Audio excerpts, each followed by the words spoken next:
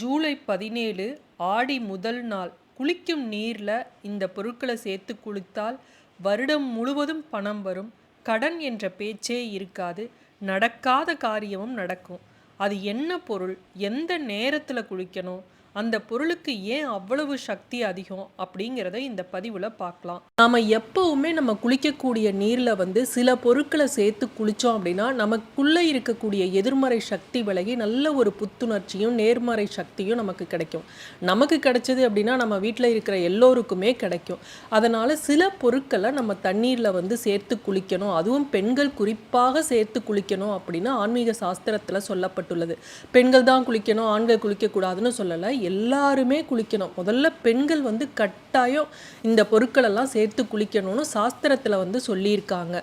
விசேஷ நாட்களில், விரத நாட்களில் இது மாதிரி பொருட்களை நம்ம சேர்த்து குளிக்கும்போது நல்ல ஒரு பாசிட்டிவ் எனர்ஜியானது நம்ம வீட்டில் கிடைக்கும்.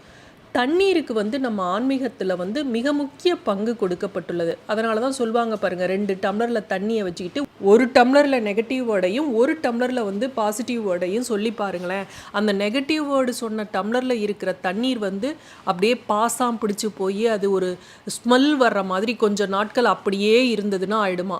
அந்த இன்னொரு பாசிட்டிவ் வேர்டு சொன்ன டம்ளரில் இருக்கக்கூடிய தண்ணீர் அப்படியே தெளிவாக அப்படியே நல்லா இருக்கும் அப்படின்னு சொல்லுவாங்க. இது சயின்ஸ் படியே நிரூபித்த உண்மை. அதனால் தண்ணீருக்கு ஒரு அபரிமிதமான சக்தி இருக்குது. அதனால் தொடர்ந்து தண்ணீரில் சில பொருட்களை நம்ம போட்டு குளிக்கிறப்ப நமக்கு தீராத கஷ்டம் இருந்ததுன்னா கூட விலகும் அப்படின்னு சாஸ்திரங்களில் சொல்லப்பட்டுள்ளது. சரி, இதில் ஒரு 10 பொருட்கள் சொல்கிறேன். அதில் உங்களால் முடிஞ்ச பொருட்கள் அதை போட்டு நீங்கள் குளிங்க. ஆடி மாதத்தை கர்க்கடக மாதம் அப்படின்னு சொல்லுவாங்க.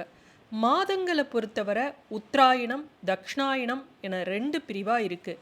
இதில் தக்ஷணாயன புண்ணிய காலம் அப்படிங்கிறது ஆடி மாதத்தில் துவங்குது.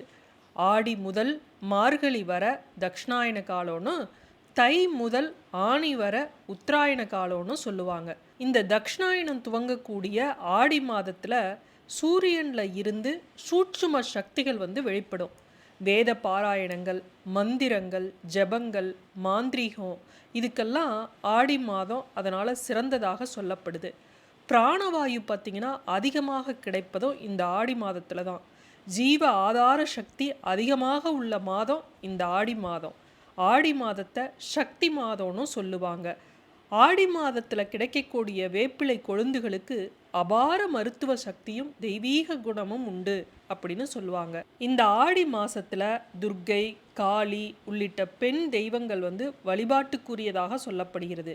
இதே போலதான் ஆடி 18 ரொம்ப விசேஷமான தினமாக சொல்லப்படும். ஜூலை 17ஆம் தேதி பார்த்திங்கன்னா ஆடி முதல் நாள் வருது, வியாழக்கிழமையில வந்திருக்கு. அன்றைய தினம் அஷ்டமி திதியும் இருக்கு, தேய்பிரை அஷ்டமி. மாலை 6:33 வரையும் தான் சப்தமி திதி. அதற்கு பிறகு அஷ்டமி திதி இருக்குது. அதனால் நீங்கள் எந்த வழிபாடுகள், பரிகாரங்கள் எது செஞ்சாலும் இந்த மாலை 6:33க்குள்ளே செஞ்சுருங்க. அஷ்டமி திதி ஆரம்பிக்கிறதுனால தான் முன்னாடியே செஞ்சுருங்க. சரி, ராவு காலம் அன்னைக்கு பார்த்தீங்கன்னா 1:30 to 3, யமகண்டம் 6 to 7:30, குளிகை 9 to 10:30. நீங்கள் இந்த குளிக்கக்கூடிய நீரில் சேர்த்து இந்த பொருட்களெல்லாம் எப்போ குளிக்கணும் அப்படின்னு பார்த்தீங்கன்னா காலையில் பிரம்ம முகூர்த்தத்துக்குள்ளே குளிச்சிருங்க. ஏன்னா வியாழக்கிழமை குரு ஓரையாக இருந்தாலும் காலையில் 6 to 7:30 பார்த்தீங்கன்னா யமகண்டமாக இருக்குது. அதனால் அந்த நேரத்தில் நம்ம குளிக்கக்கூடாது. நீங்கள் பிரம்ம முகூர்த்தத்தில் குளிக்க முடியல, உடல்நிலை சரியில்லை, வயதானவர்கள் அப்படின்னு நீங்கள் இருக்கீங்க அப்படின்னா 7:30 மணிக்கு மேலே இந்த பொருட்களை சேர்த்து குளிக்கலாம். ஆடி மாதம் அப்படின்னாவே நமக்கு ஞாபகத்துக்கு வருவது அம்மன் தான். அம்மன்னாவே நமக்கு ஞாபகத்துக்கு வருவது எது? வேப்பிலை. இந்த வேப்பிலையை கொஞ்சோண்டு, ரொம்ப கூட வேணாம், 4 இலை 4 இலை உங்கள் குளிக்கக்கூடிய நீரில் போட்டு குளிச்சிங்க அப்படின்னா சரும பிரச்சனைகளை தீர்க்கும். அது மட்டும் இல்லை, உங்களுக்குள்ளே இருக்கக்கூடிய எதிர்மறை சக்திகளை நீக்கும். பராசக்தியோட மறு உருவமே வேப்பிலை அப்படின்னு சொல்லுவாங்க. அதனால் அம்மனுக்கு உகந்த இந்த வேப்பிலையும் நம்ம அதில் போடுறோம். இந்த வேப்பிலை அம்மை கண்டவர்களை சுற்றி வேப்பிலையை கொத்தா போட்டு வைப்பாங்க. அது கிருமி நாசினி அப்படின்னு சொல்லுவாங்க. அதனால் போடுவாங்க. நிறைய கோவிலில் பார்த்திங்கன்னா வேப்ப மரம் தலை விருட்சமாக இருக்கும். யாருக்காவது வீட்டில் அம்மன் நோய் வந்துட்டாவே வாசலில் வந்து வேப்பிலையை சொருகி வைப்பாங்க. இப்படி வேம்பு அப்படிங்கிறது அம்மன் கோவில்கள் அனைத்துலேயும் நிச்சயம் இருக்கும். அடுத்தது எலுமிச்சை சாறு.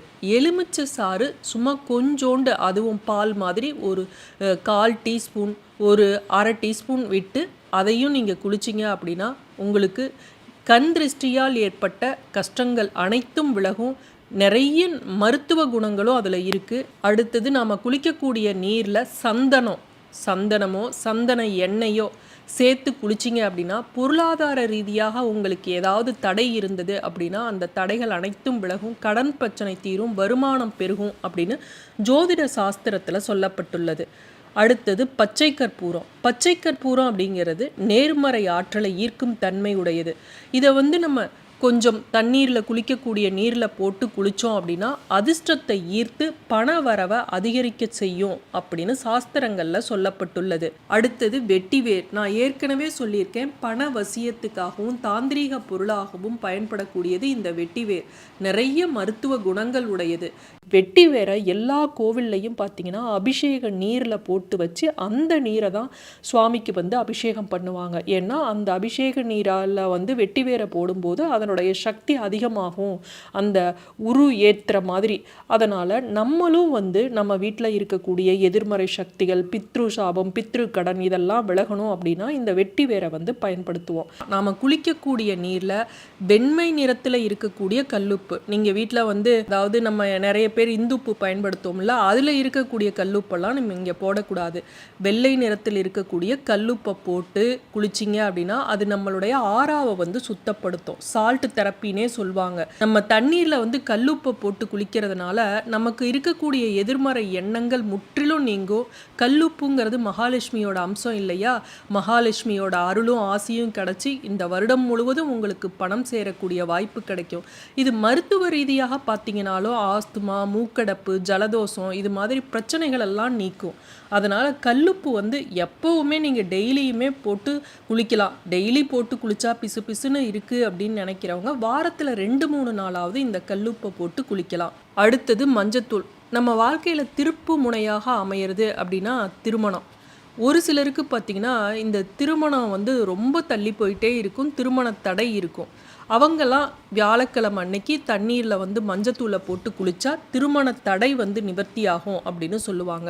ஆடி முதல் நாள் பார்த்திங்கன்னா வியாழக்கிழமையில வந்திருக்கு. வியாழன் அப்படின்னாவே குரு பகவானோடு தொடர்புடையது. மஞ்சளும் வந்து மகாலட்சுமிக்கு உரிய பொருள். இந்த மஞ்சளில் வந்து ஆன்டிபயாட்டிக் இருக்குது. அதனால் இது மருத்துவ ரீதியாக பார்த்தீங்கன்னாலும் ஆரோக்கியத்தை தரும். திருமண தடை இருக்கிறவங்க தான் இந்த மஞ்சத்தூளை போட்டு குளிக்கணும் அப்படிங்கிறது இல்லை. ஆணாக இருந்தாலும் பெண்ணாக இருந்தாலும் இது மாதிரி விசேஷ நாட்களில் துளி மஞ்சத்தூளை நம்ம தண்ணீரில் கலந்து அதை குளிக்கிறதன் மூலம் நல்ல ஒரு நேர்மறை சக்தி நமக்கு கிடைக்கும். அடுத்தது பால். சிலர்லாம் பார்த்தீங்கன்னா எப்போ பார்த்தாலும் ஒரு பதட்டத்தோடையே ஸ்ட்ரெஸ்ஸோடையே இருப்பாங்க. அவங்க ஒவ்வொரு திங்கட்கிழமையும் பாலை வந்து 1 லிட்டரு பால் ஊற்றணும், 1/2 லிட்டரு பால் ஊற்றணும்னு இல்லை, 1 ஸ்பூன் ஊற்றுனீங்கன்னா போதும். அதை குளிக்கிற நீரில் கலந்து குளிக்கிறதுனால அவங்களோட உடலும் மனதும் நல்ல ஒரு புத்துணர்ச்சியாக இருக்கும். மனசில் ஒரு நிம்மதியும் அமைதியும் நிலவும் அப்படின்னு சொல்லுவாங்க. அடுத்தது படிகாரம். நான் ஏற்கனவே படிகாரத்தை பற்றி சொல்லியிருக்கேன். படிகார கல் வந்து வீட்டில் எப்போவுமே வாங்கி ஒன்று வச்சிருங்க. அந்த படிகாரம் வந்து நம்மளுடைய நெகட்டிவ் எனர்ஜியை வந்து நீக்கும். இந்த படிகார கல்லை வந்து நீங்கள் குளிக்கிற நீரில் போட்டு 1/2 hour அப்படியே விட்டுடுங்க.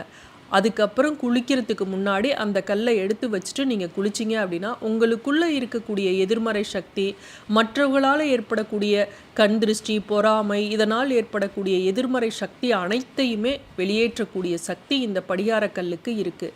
அதனால் இந்த நாளில் மறக்காமல் இதை நீங்கள் வந்து குளிக்கிற நீரில் சேர்த்துக்குங்க.